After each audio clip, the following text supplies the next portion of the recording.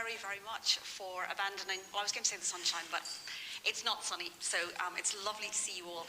I'm Joan Concannon. I am Director of External Relations at the university, but I'm also very lucky because I'm the Director of York Festival of Ideas, and I'm trebly lucky because I'm a massive shoe fan, and we have the fabulous Rebecca Shawcross to talk about shoes, and we are so fortunate to have Rebecca here today.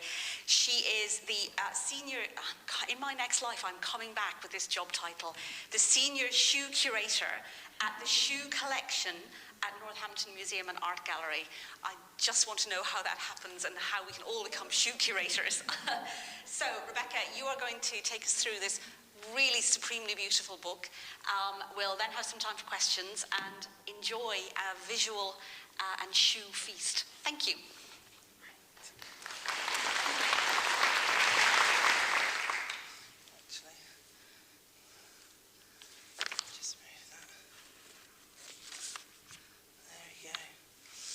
Yes, hello, good afternoon. It's very nice to see so many people who are interested in shoes. Because at Northampton Museum I do get a lot of colleagues who go, because it's a local authority museum with a bit of everything, but it has this amazing shoe collection, and I do get often told that it's not all about the shoes, which is clearly not true. So, I am indeed the Senior Shoe Curator, which basically means I do anything to do with shoes. So that's collections management, documentation and storing the shoes, from creating exhibitions about shoes, giving talks, answering people's inquiries, anything about a shoe, from a crossword puzzle clue I've had to people doing PhDs and anything in between, including about how you can preserve the smell of a second-hand shoe, which was a very interesting inquiry and is ongoing, actually. Identifying and dating shoes and advising the media and other museums.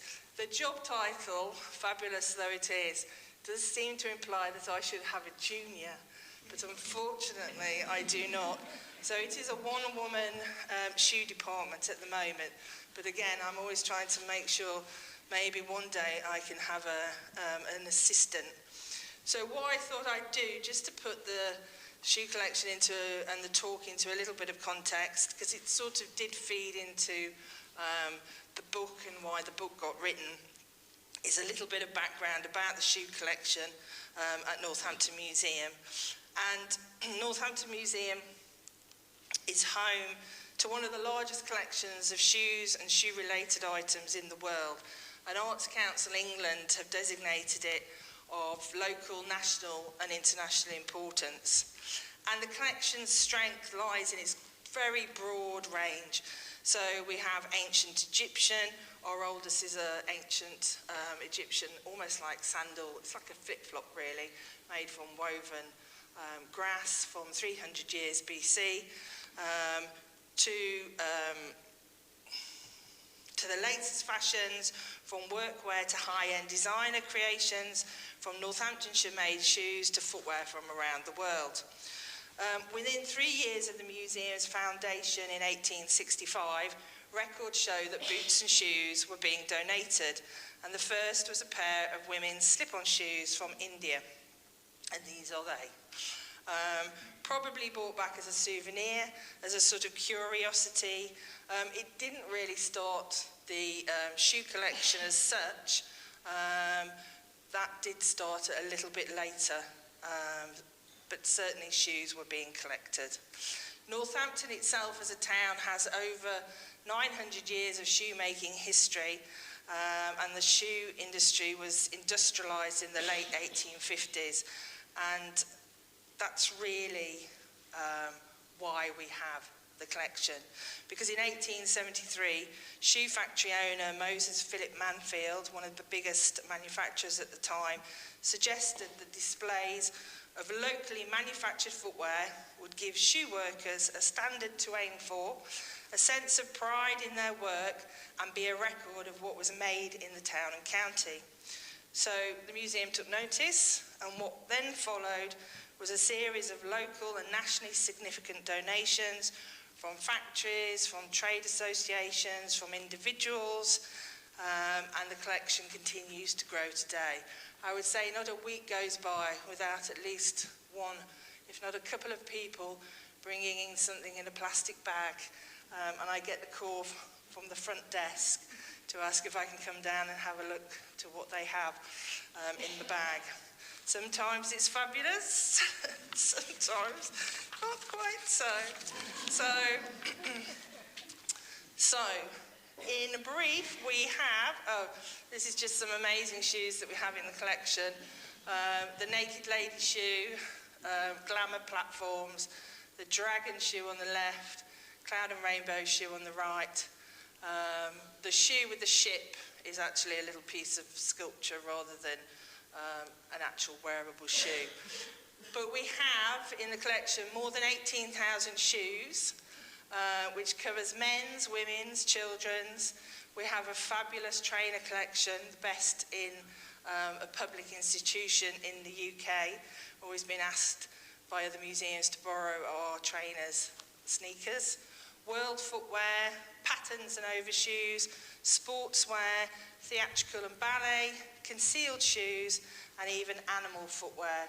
The most popular shoe in the museum is quite possibly the boot made for an elephant, which everybody comes to have a look at. We have accessories, so this includes buckles from the 17th and 18th centuries in particular. We have laces, shoe horns, shoe trees, spats, and polish.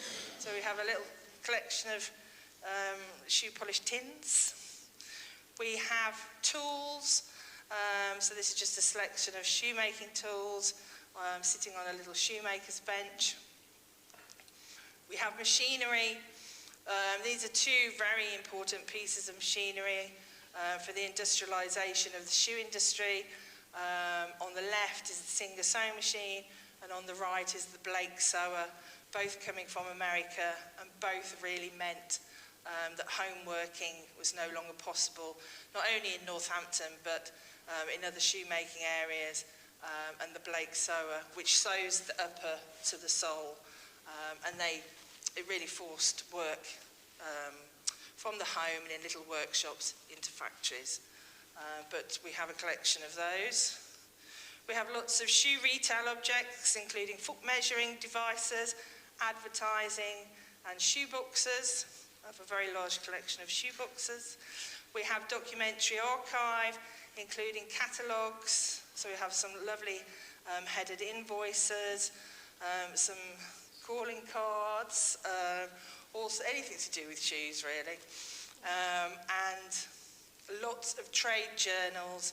So we do have almost complete runs of the Shoe and Leather Record, Shoe and Leather News, which were amazingly published weekly, all about the shoe trade across the UK, including when factories burnt down, deaths, what was happening in the industry, new materials, etc. We have paintings of shoes or shoe-related subjects. On the left is a painting from the 17th century after 10 years, shows the shoemaker in his little workshop. And shoemaking as an individual was a really solitary occupation. There is the little canary in the cage to keep him company, which a lot of shoe workshops had. And on the right is a pub sign from a pub in Buckinghamshire, which shows the devil in a boot. And this illustrates the rector John Shawn of Buckingham, I think South Marston. One of his claim to fame was that he cast the devil out of a woman and popped it in a boot to be kept there.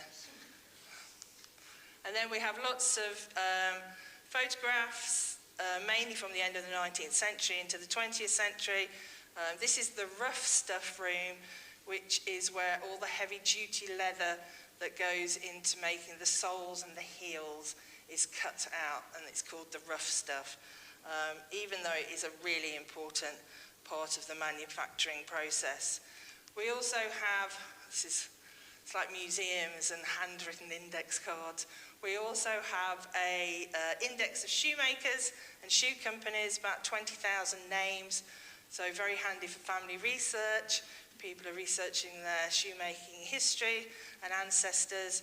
And we have an international database recording concealed shoes found hidden in buildings, of which I will come back to in the talk. So the collection's focus is quite diverse, and we have a worldwide remit as well. It includes the local shoe industry, fashion and designing, making in general, retail, and all the reasons that we wear the shoes that we do. And so very early on, shoes surpassed their practical properties, really, and for wearing them. For many thousands of years, shoes have always been potent and powerful symbols. They can tell us about who we are, what we do, where we're from, what groups we belong to, and how we want others to see us. They're very personal and emotional items as well, and can, amongst other things, express our status, power, sexuality, wealth, identity, cultural and religious backgrounds, and be a heady statement of personal experience. Sure, everybody in this audience has chosen, hopefully, their shoes, even based on a little bit of, choice about what is available within a certain price bracket as well. So everybody makes a little choice about what shoes they end up wearing. So I'm just going to go through some of the highs and lows in footwear, just to sort of look at how that they are much more than practical items. So we're going to start with the Poulain. So the Poulain was a slip-on shoe, perhaps fastened at the side with a little toggle, which had a very pointed toe. This is one in the collection, which is a short toe version from about 1400. And this very distinctive style originated in Krakow in Poland, where it was first seen in 1340. And it became very popular across Europe until 1475, then completely disappeared by 1500. Superseded by the Tudor foot bag, or cow's mouth, and so we replaced the point with this very wide-toed shoe that was very popular during Tudor time. So this is the short version, and here is St. Mark visiting a shoemaker's workshop, and you can see them making the Poulains, and they were like almost ready-mades as well, that you could buy them sort of off the shelf. So you could have a bespoke pair if you were wealthy enough, but even by this time that they were making them, so you could just buy a pair if you were able to do so. But wealthy men took it further and sported the very exaggerated toe version. So this is a replica pair that we have in the museum, because there aren't that many of them around anymore, and sometimes they used to fake them in the 19th century. But this is very typical of the style, this very, very long-toed shoe. And they were a status symbol because they indicated the wearer's wealth. The longer the toe, the more difficult it was to make by the shoemaker as well. It required extra leather, it required a little bit more skill, and therefore it was more expensive. So you had to be sort of wealthy to afford it. Now, obviously, really, really difficult to walk in as well. I mean, they are ridiculous. You just imagine going upstairs. It's just like really atrocious. But this was like almost part of the appeal. And this is a genuine one from the Museum of London, which you can see as well is nicely decorated, the very long toe. I think on record the longest is about 3 foot. Fully extended, they would have been stuffed with moss or curled up and over. This one actually was discovered, the whole toe was completely full of moss to give it that sort of stiffness. But those that have survived actually show little signs of wear at the toe tips. And there was also, and I think because you could stuff them with the moss and slightly stuff them in a way that would make the toe and the end just go up a little bit, so to sort of stop the wear at that end. There has been also for many years the idea that the wearer would attach one end of a length of cord to the toe, the other to his knee band or waistband to pull up the toe. But this has not been definitively sort of proven. A lot of the illustrations there are much, much later, and it's thought that actually that didn't happen at the time. The length of the toe is also an indicator of the wearer's masculinity. The longer the toe, the more manly the wearer. And I was speaking to somebody quite recently, and as a sort of contemporary parallel, apologies if there are any in the audience, that we thought that young male estate agents have a very similar fashion. And that last time I bought a house, it was just a few years ago, and I was always being dealt with by very, very tall, very slim young men in very tight jackets and trousers with pointed toes, with shoes with pointed toes. And it was just like, there's a little bit of something going on there, whether subtly or not. But such a style did incite comment and ridicule. William Langland, in his poem Piers Plowman, did describe vain priests in the company of the Antichrist wearing piked shoes, and they were also nicknamed scorpion toes. The church thought that they were frankly disgusting, really not, appropriate footwear to wear, and several attempts were tried to put a sort of an end to the excessive lengths. And in England, sumptuary laws were passed to try and regulate the length. They were passed in 1368 and 1425, trying to cap the toe at 5 centimetres, 2 inches. But as with the Tudor foot bag, which they brought in that got wider and wider, I don't think anybody really took very much notice at all. And there we have, you can see them being worn on the left, a sort of a very long toe version with the very tight sort of hose and legging to accentuate the length as well. But the toes, pointed toes, have certainly come round quite a few times. So we have from the late 1950s, early 60s, the winkle picker. So this is an amazingly long version. And these are ones that we have in the museum, a sort of slightly shorter version. And their name is apparently derived from the sharp pin used for prying winkles from their shells, which is why they're called winkle pickers. Women also wore them. So from the 1960s, you can see winkle picker toe, court shoe, coupled with a stiletto heel as well. Very distinctive style. We have boots. Everybody is like these little pixie boots, which very much echo the medieval poulain as well, particularly the sort of slip-on fastening. These are from 1987, with a little bit of a elongated toe. More recently,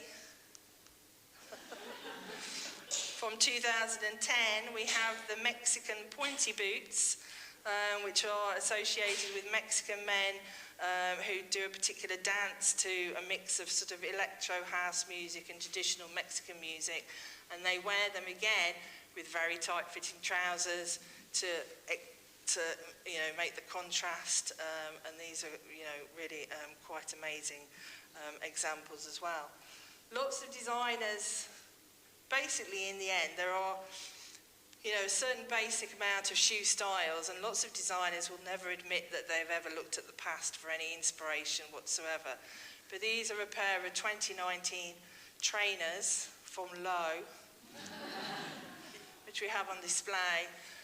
And I think that's very interesting as to where they've got their idea from for the upturned little toe. In 2019. I have never seen anybody wear a pair at all.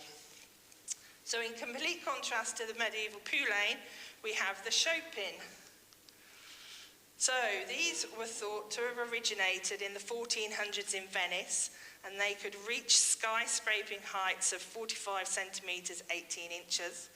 They were long associated being worn by prostitutes, as the idea was the elevated platform would raise them above their rivals, and so catching the eye of a prospective client. And that for many years was sort of the idea behind them. But really the style came first from the wealthy aristocracy, as the amount of leather and textile needed to cover the cork, sometimes wooden platform, made them really expensive items. And the wearer was signalling again their wealth through the volumes of materials needed. They were expensive to have made by your shoemaker.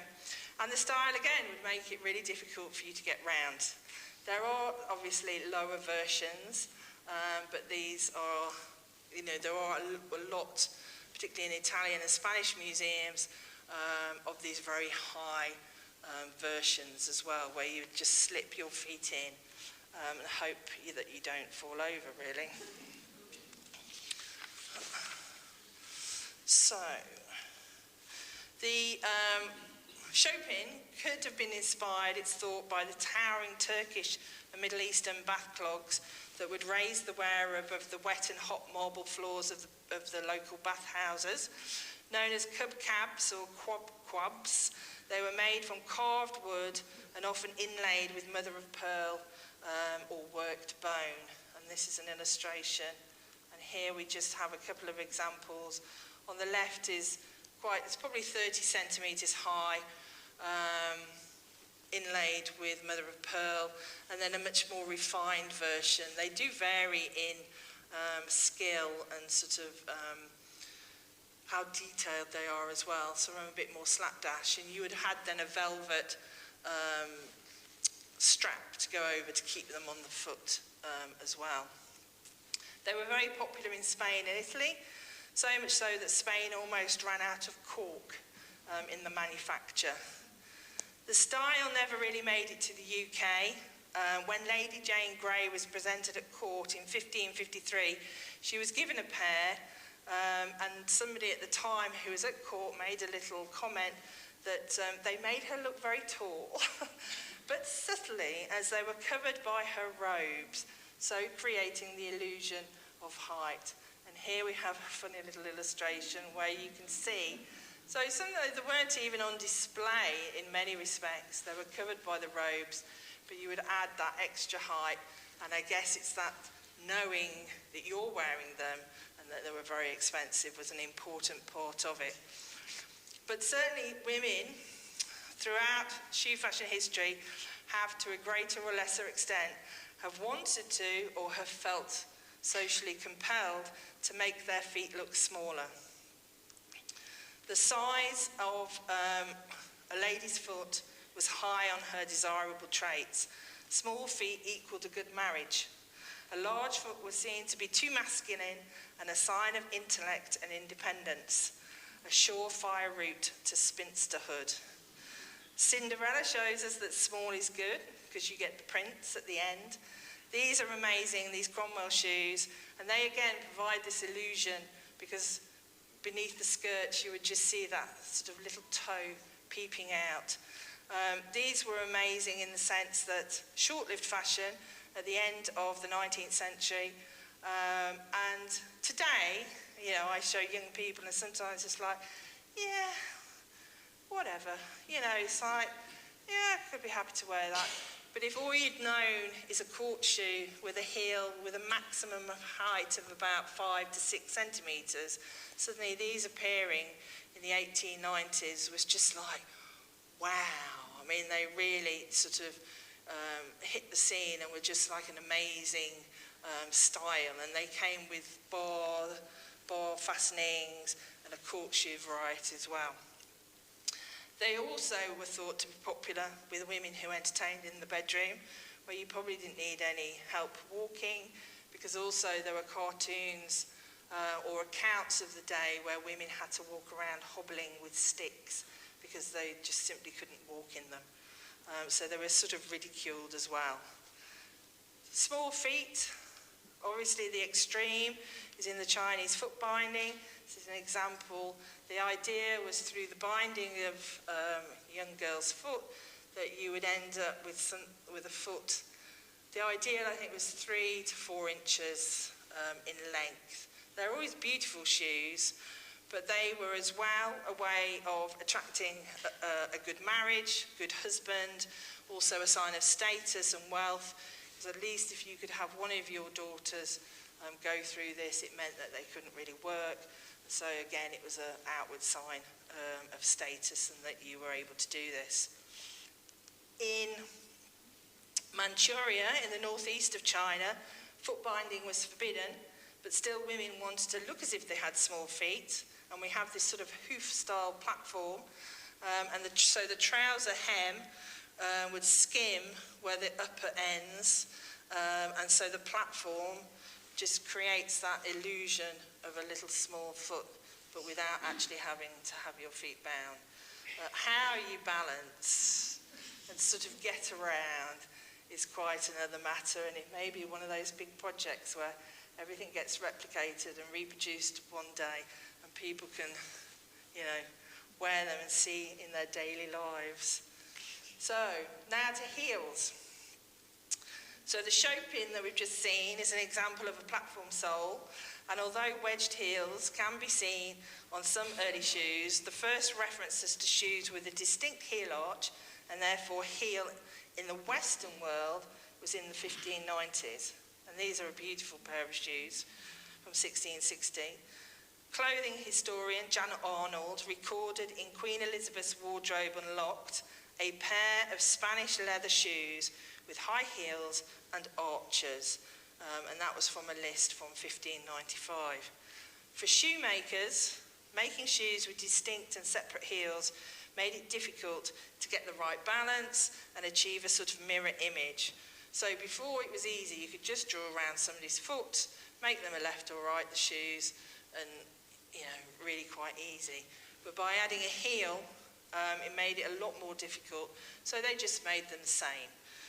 They were known as straights, so they made an identical pair, and you moulding them and wearing them would mould them into a left or a right. And this is just a really lovely pair. Heels became high for both men and women. They're carved wooden heels covered in leather or textile.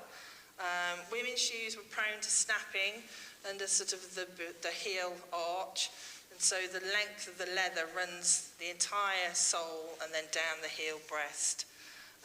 A lot of our early shoes all show signs of woodworm as well, so they were very attractive to woodworm. They all have little holes, no woodworm now, and I did have, actually I'm not going to digress, we'll not, because we'll never get through it all.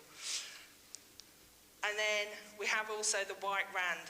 There's a lovely pair of buckle latchet shoes, women's from the 1730s. And again, it's like a shoemaker's aid. So you can just see between the yellow silk upper, there's a little piece of white, very soft kid leather, and then you have the sole. And that just made it easier for the shoemaker to sew the upper to this very soft piece of kid leather, and then to be sewn to the slightly harder leather sole. And it was a sort of technical thing from a shoemaker's point of view, but in the end became a fashionable item as well, and appears on many of women's shoes of this period. And actually, so heels. So where did heels come from? Was it just simply a request for something new? We've had flat shoes for so long now, can we have something different? Did it evolve from the chopin? So you go from those massive platforms to suddenly a little heel, and it's like, possibly not. But was it influenced by travellers bringing back tales of heeled footwear that they'd seen in other countries? What we know is that the heel is not a European invention or anything new at that point. We may not yet know its exact origins. What we do know is that in West Asia, in particular Persia, now Iran, men were wearing shoes with heels for horse riding from at least the 10th century. And this is the type of shoe, and also extended into a boot, that they would have been wearing. And it's likely that heels developed in response to horse riding. And here we have a plate, and there he is wearing, you can just see, it's actually a boot, and there's the little heel on the end of the boot. And it's thought to be for horse riding, and because of the development of the stirrup. Stirrups were thought to have originated in the Asian steppes in around the 2nd century BC, and that heels could have appeared on shoes much earlier. But it was thought that basically just aids that your foot's not going to slip through the stirrup, it's going to get caught by the heel, and it helps you as well when you're in battle and warfare to steady yourself if you're using a bow and arrow or a weapon, and so that's where it originates from.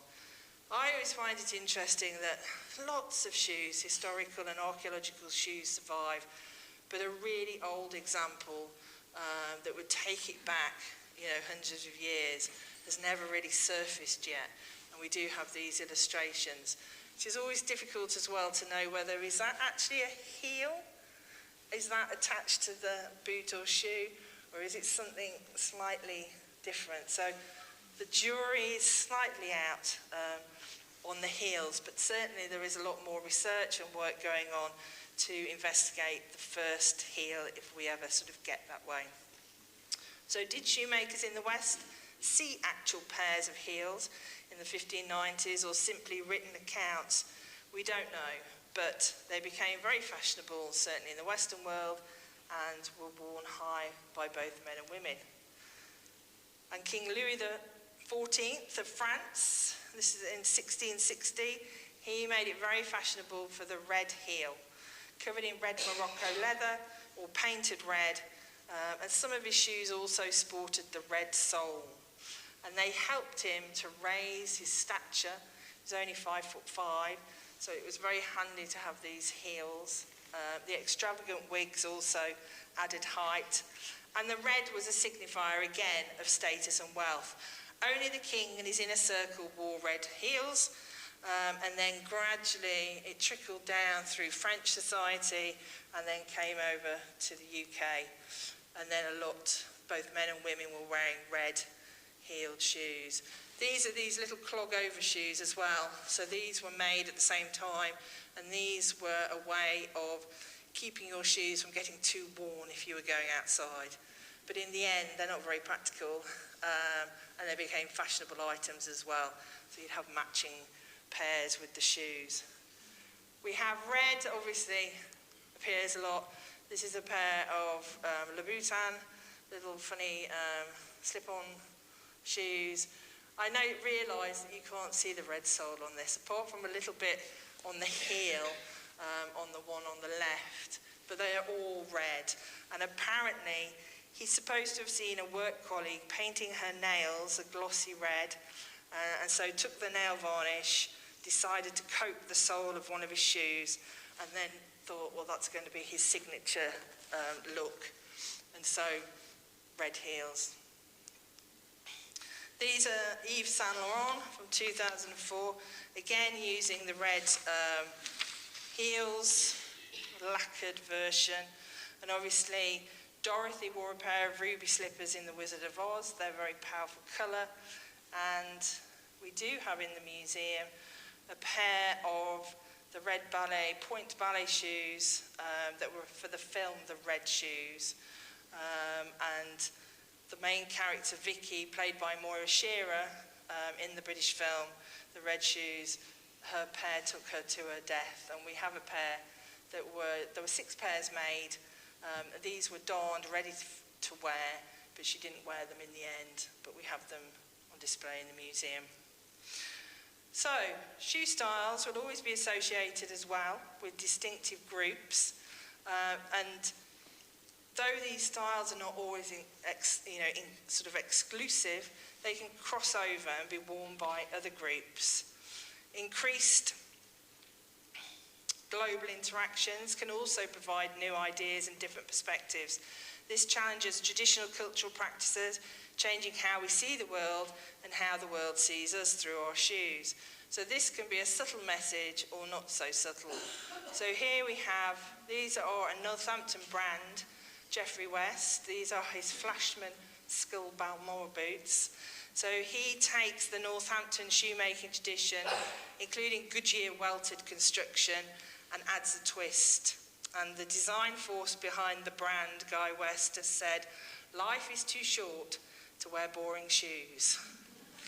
And he is the brand. If you ever see him, he wears his shoes, or the shoes he designs are the ones he wants to wear, but he is head to toe the brand.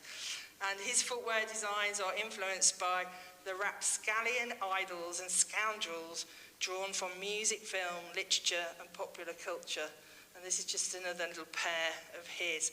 Heavy on metallics, snake skin and pointed toe.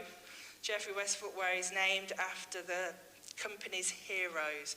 So they all have a particular name, whether it's the Peter O'Toole boot, the Oliver Reed boot, Lemmy, Harry Flashman, Keith Moon, Richard Burton and so on. So this is styled Keith, after Keith Richards, and the last is a Rochester. So he sort of blends all this together. And you do, I think, have to have a certain look to be able to pull off these shoes. We also have the brothel creepers. So there's lots of shoes related to certain groups. So-called brothel creeper, named because it was thought that men who visited brothels would wear them, be the type of person to wear them, and would be able to creep out silently without paying. It is also known as the beetle crusher, and with its thick crepe sole, it became associated with the teddy boys of the 1950s. The exaggerated proportions of the shoes complemented their flamboyant Edwardian-inspired dress, drain-pipe trousers, long Edwardian-style jackets with velvet collars and skinny ties. We have a lovely blue example from 1973. So later, the brothel creeper of the 50s became a key element of the punk look in the 1970s.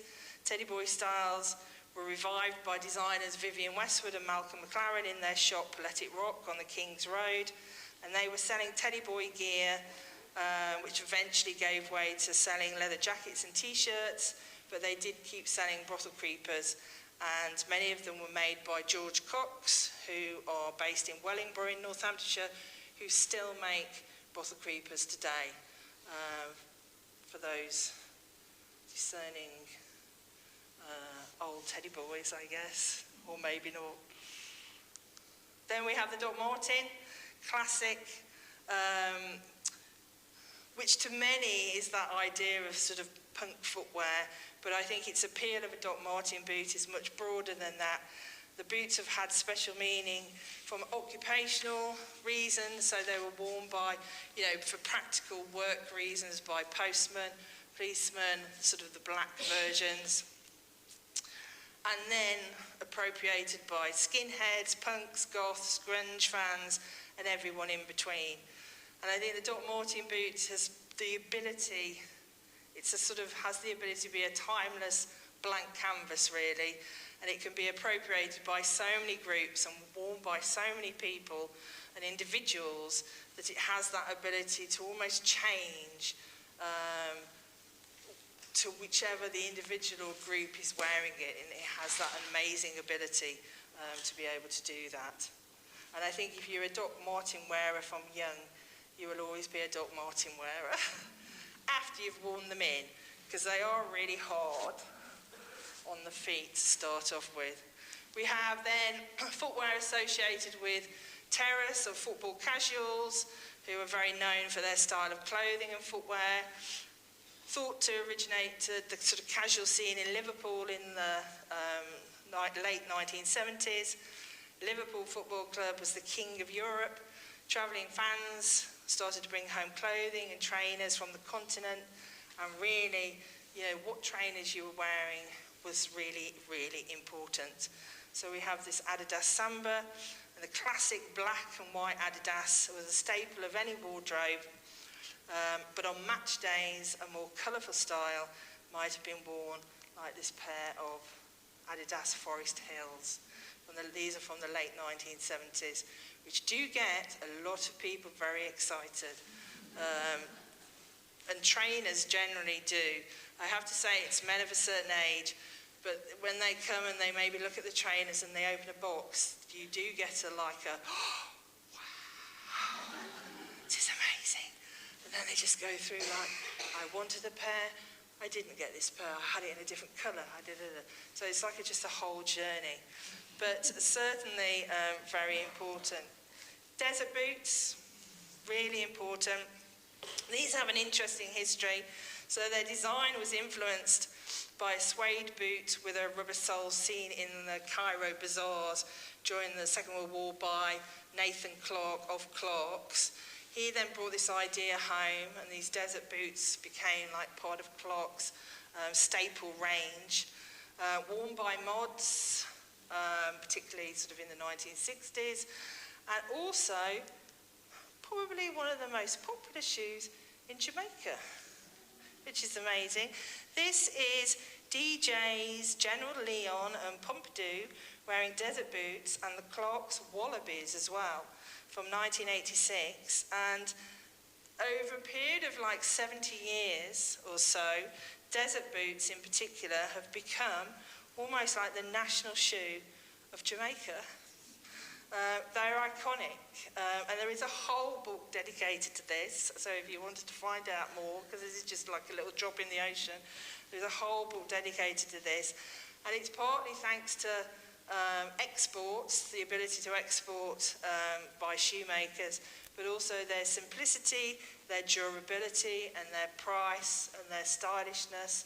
So I have to say, I'm perfectly happy with a desert boot. I don't like a wallaby. I don't know why. I just find them a little bit odd with the sort of apron front.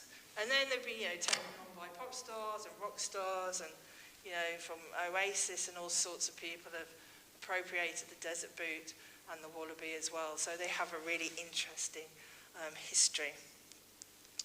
We have the Adidas white and black leather Superstar trainers from the 80s, made popular by particularly hip-hop and Run DMC, who were actually one of the first sort of non-sporting people to endorse sneakers, and so made them really popular, the shell toe design.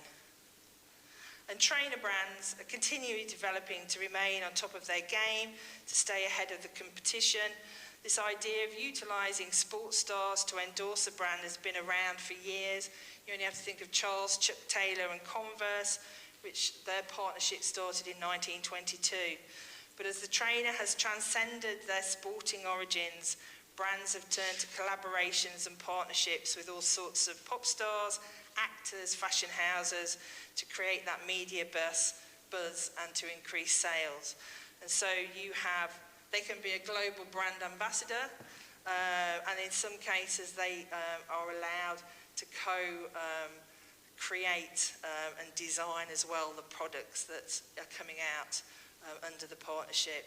You've got Serena Williams, does it for Nike, Pharrell Williams does it for Adidas, Rihanna produces her range with Puma. It's like always that thing of Kanye West, go from Nike to Adidas, and almost at one point was about to outsell the Air Jordan with his Yeezys, but certainly Michael Jordan, classic collaboration with Nike, and by the 1990s, 1 in 12 Americans owned a pair of Air Jordans. Really iconic. And I, off the top of my head, I can't remember what number we're up to, but it must be, we've gone maybe up to 25, the different versions there have been. Stan Smith has also lent his name to this classic tennis shoe, selling over 30 million pairs, and he has a book, he even wrote the book called Some People Think I Am a Shoe, because nobody believes that there is somebody called, a proper person called Stan Smith. It is the shoe. So I'm just going to get a quick, because I have no idea what time it is. Wow, okay. We're going to go straight to, this is why, you see, I can talk forever about shoes. And I'm happy to answer any questions. So what I'm going to just end on then is concealed shoes, which will just be right at the end. So, because they're just so fascinating. And they're all ones that have been found in York, so they are local. So, So lots of shoes that can be associated with lots of shoe superstitions. So probably the most well-known is never put new shoes on the table. At best, you'll have an argument with somebody you know. At worst, somebody you know will die. And also, what shoe did you put on this morning? You have to put the right shoe on, which is the right shoe. And if you put the left shoe on, you have to go out the house, turn around, say a little chant, and then start the whole process again. There are lots of shoe superstitions. Probably the most popular is concealed shoes. So what are concealed shoes? So these are shoes that have been found, hidden, deliberately hidden in buildings, but for no obvious practical purpose and no obvious sense of they're going to be retrieved at any point. So we keep an index in the museum. So if anybody finds any, they Google and then they realise we keep this index, which records at the moment over 2,500 find locations with over about 3,000 shoes listed. So you can find one shoe, a pair of shoes, you can find a little group of shoes. You can find shoes with other things as well, including mummified mice and all sorts of odd things. So this one, you can just see on the heel, these were probably found up a chimney. So we had it all handwritten index cards. It all got put on an Excel spreadsheet so we can number crunch. So very briefly, 26% are found up a chimney, 11% are pairs, 42% are found in unmatched pairs, 41% found alone, lots found that are children's shoes. They're amazingly interesting because they are ordinary people's footwear, so they make a lovely contrast to the main collection, which is usually at this period middle to upper class examples. But also, why did people hide shoes? So, I'm going to do this really quickly. The most common theory for many, many, many years was that because the shoes are always highly well worn, often patched and repaired, they act as apotropaic devices which protect the house and its occupants from malicious evil forces. The shoe is so connected to the wearer because it's so worn that it's seen as an extension of the wearer and part of the household, and may contain the good spirit of the wearer. So the bad spirits either attack the shoe, because they see it as a sort of person, rather than the occupant of the house, and either become trapped, like the devil got trapped in a boot, or they repel the evil spirit that wants to harm the house and its occupants. That was the main reason for many years. It doesn't mean to say it's not the right reason, but there are still lots of other reasons. Other reasons are evil spirits don't like the smell of leather. Shoes were a lucky charm. 40% are found that are children's. Was it just like a way of remembering a dead child? You sort of hide their shoes. You didn't want to, have somebody else wear them. If they're found in a master bedroom, shoes are seen as fertility symbols, so that you're wishing then the couple in the master bedroom, lots of healthy children, sort of as a little fertility thing. That's one of the superstitions as well. If you put on, pregnant woman's shoes, this was in Lancashire in the 1920s, then you would get pregnant too. Could the shoes have been stolen? These are amazing shoes. They're by a very high-end French designer. Why would you hide them? They're in really quite good condition, but maybe they were hidden because they were stolen, and that you hid them out of the way, and then so you could retrieve them at a later date when it all went quiet and the heat was off, and then you could wear them, but nobody ever did. And they think the other one is still up there. Caches of shoes. This was found in Brackley, which is local to Northampton. A pair of women's shoes. What does all that mean? broken teaspoons, a little thimble. Do they have a meaning? Have we put all the effort into thinking that shoes are the main, reason? What are all these other little things? So you can trap witches in bottles as well. So it may be, though they don't have stoppers, they do have to have stoppers. So it could be as like a time capsule, a way of saying the occupants that I was there.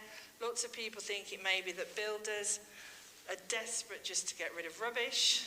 So they just put it, where nobody's going to find out for like hundreds of years. Sometimes it's like, it's funny. There are records of builders in the end of the 19th century writing, I just did it for a bit of a laugh. There's a bit of a lark. Like when you take off layers and layers of wallpaper and there's a little message that somebody's sort of put, as like an I was there. So it's wide open to interpretation, and there probably isn't one right reason. I don't think there's any wrong reasons. And it's that sort of fascinating subject that is probably number one most popular shoe subject. So I'm going to stop there. I was only going to go on to sustainability and to say the last slide being these are the shoes that you can have now in the virtual world, that you don't have a physical shoe, but you can virtually purchase them, obviously. And you can have them on your phone, and you can see whether your shoes will fit you. You can collect shoes, but they don't exist as an actual shoe. And that's the potential of the way of the future. So I just thought I'd very, very quickly end on that.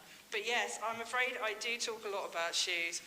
And even though I did go through it, and it was 40 minutes, I think I digress. So you've been very patient listening to me. So thank you very much indeed. Thank you.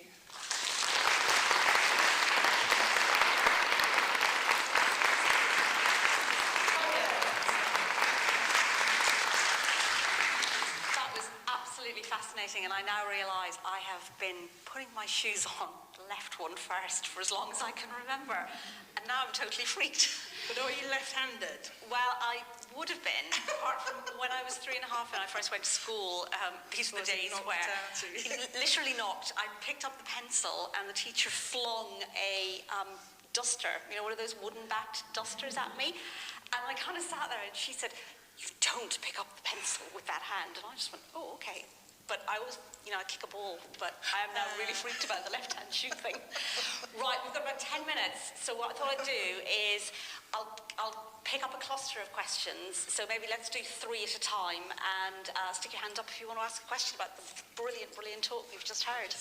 And I'm hoping I can see you all. Who's going to go first? Oh, excellent. There's a lady just on the 3rd row, this side. Sort of come around this side, or pass it over.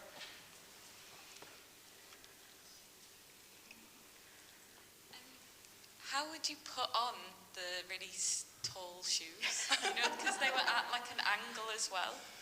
Well, and the ones on the cover as well. There is... let's take a couple of other questions. Oh, yeah, sorry. Right, another question? Oh, lady over there.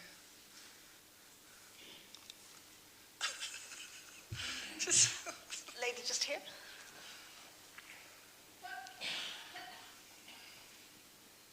The shoes on the cover of the book, what are those? And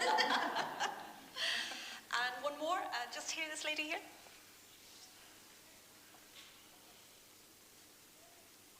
Who would you say was the most important shoemaker stroke designer of the 20th century? I was going to ask that as well, so excellent. Interesting. So there are illustrations of like the chopines being that you can sit down and slip them on, but then you need help to bring you up to a standing position, or a bit like, I suppose, mounting a horse. You can like have a little step. If you put them by the steps, you can then slip them in. There was an exhibition recently last year, the year before, in Paris shoe exhibition, and they had a pair that you could put on and walk in, and I never got to visit, but they had bars. So like when you're learning to walk, if you're being rehabilitated for some whatever reason, you're walking holding the bars. It was really very difficult. So I think it did take a bit of manoeuvring, but I do wonder whether you weren't probably going very far in them either. You were just a bit more of a statement thing. The early equivalent of red carpet shoes. Yes. So the shoes on the front cover are by a Japanese designer, Noritaki Tahama, and he's contemporary, and he makes these amazing shoes that have really no heel, but they have this balance. And I have to say, it wasn't part of the collection, because obviously we never wear any of the shoes in the collection. It's not an ethical thing that you're supposed to do. But we had a pair of shoes that had no heel, very similar to the ones on the cover, that were going to be for wearing, or sort of with students and things. So my colleague, whose size they were, put them on to see how you could walk around in them.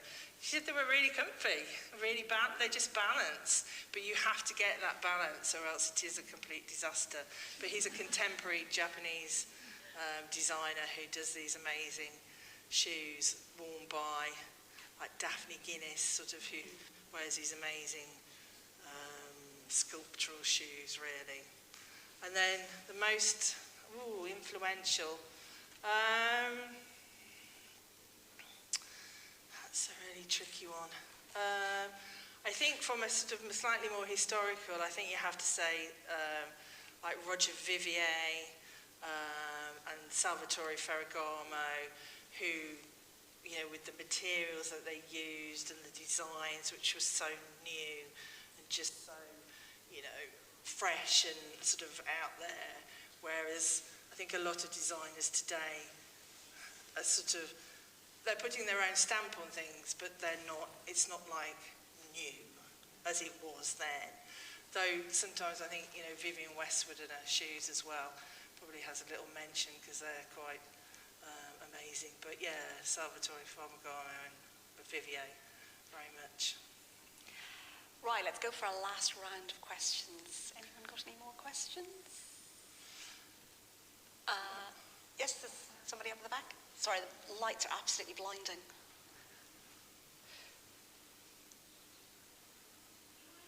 The ones with the really long fronts on them, the toes.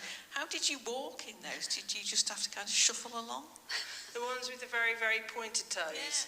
Well, they did curl at the toes, so you could, to help you walk. Otherwise, I think it's just like, you adapt, don't you? So you would sort of shuffle then? I think you probably, when you think about it, I think there was probably a little bit of shuffling. I think, a lot of these shoes that we've seen, particularly the early ones, the more extravagant they are, the less likely you are to be doing a lot of walking. You're not a working person. So, like with the concealed shoes, those are the ones you can see what an ordinary person wore, and then you can see what a more wealthy, upper-class person wore. And they're very similar in style, but they're, a reduced version of that style. And they're in heavy-duty leather, and they're, practical. So I think sometimes with shoe fashions, and probably with just all fashions, sometimes what is left and what you have reference to is slightly out of like a normal mainstream. So, yes, it's like all the, as red carpet shoes. You've probably popped them on in your chauffeur-driven car. You pop them on when you get onto the red carpet. You stand there, and I bet when you're sitting in watching whoever it is, or the awards, I bet you would whip them off and then put them back on. for that little bit. So it's a sort of, again, it's that illusion of, and then they wear such funny sizes as well. They like wear oversized ones to try and offset that. But yeah, there's a slight skewed version sometimes.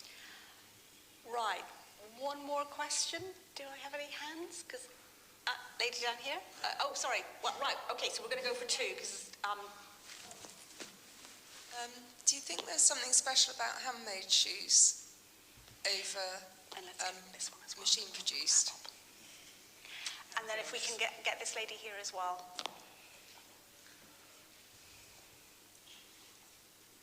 Hi, I was just wondering if you could go into that digression about woodworm, please.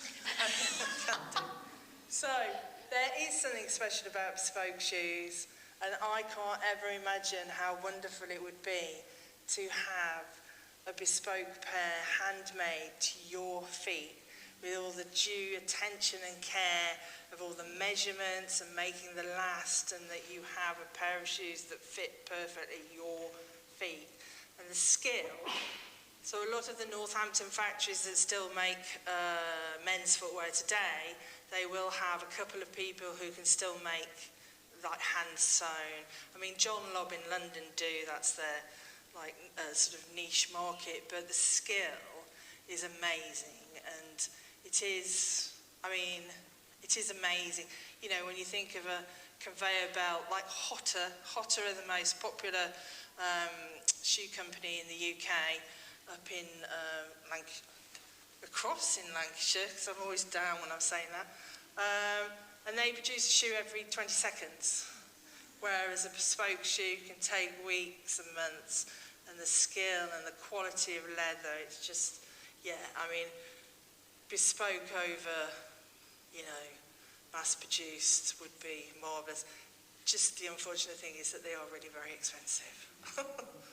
But they get cheaper because you've already had your last made, so they are a little bit cheaper when you have the next pair. And then woodworm, yes, it's because they're solid wooden heels, covered in the leather or the textile, really prone to just... yeah, woodworm. So they've all got holes, a lot of them have got holes in them. And it still happens today. Northampton University has a footwear course.